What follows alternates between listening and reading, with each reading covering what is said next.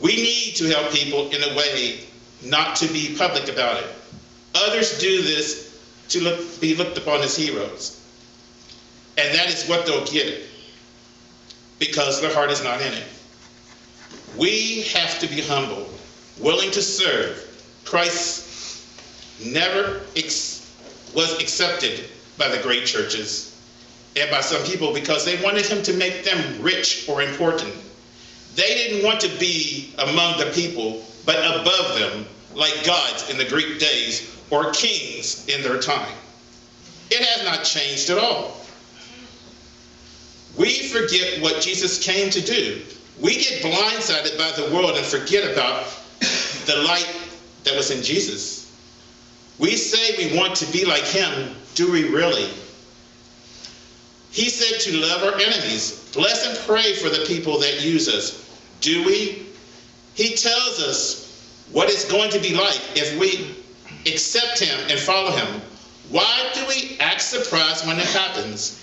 He tells you to believe and trust in him and not worry, but we let things trip us up doubting him. Amen. Jesus, that same one that died on the cross for us all, why do we let other things get in our way? Being Christians is to show mercy, but today some claiming to be Christian want to quickly kill, blame, destroy, or persecute, all in the name of God. Why do you want to be like that? Why do you want to be accepted like that? If you believe in him and have faith, why are we waiting for man's approval? Only thing that keeps you from Jesus is you. Your faith, your belief. Let nothing, no one ever again tell you that you are unworthy. He died for all of us. All the power is in him. Tell that mountain to move. Stand on a solid rock. For mountains are nothing but inactive volcanoes. It can explode at any time. The last reading I always like to end up on is chapter 13. Because this is important that we recognize what a really Christian is and to know the hypocrites are out there, you know. And it states, though I speak with tongues of man and angels and have not charity, I have become a sounding brass or a tingling cymbal. And though I have all the gifts and prophecies and understand all mysteries and all knowledges, though I have all faith so that I could remove mountains, and have not charity, I am nothing. And though I bestow all my goods to feed the poor, and you see a lot of that, people do that all the time, and give my body to be burnt, and have not charity, and it profits me nothing.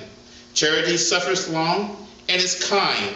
Charity envieth not itself. Charity not vaunts itself, is not puffed up, does not behave itself unseemly, seeketh after her own, or is easily provoked, and thinketh no evil. Think of all the people that condemn people for being different and say you're going to hell and have riots and cause all kinds of destruction. They're supposed to have charity. God said to love. Is that anything about love? Rejoice in not iniquity, for we should never dwell on somebody's unhappiness. Even though they did condemn us and stuff, we should not be like them. We should be loving. Beareth all things, believeth all things, hopeth all things, and endureth all things. Charity never faileth, but where there be prophecies, they shall fail. Where there be tongues, they shall cease. Whether there be knowledge, it shall vanish away. For we know in part and prophesy in part. But when that which is perfect is to come, and that which is in part shall be done away. When I was a child, I spoke as a child. I understood as a child. I thought as a child. But when I became a man, I put away childish things. For now we see through a glass darkly, but then face to face. Now I know in part, but then I shall, even as also I am known.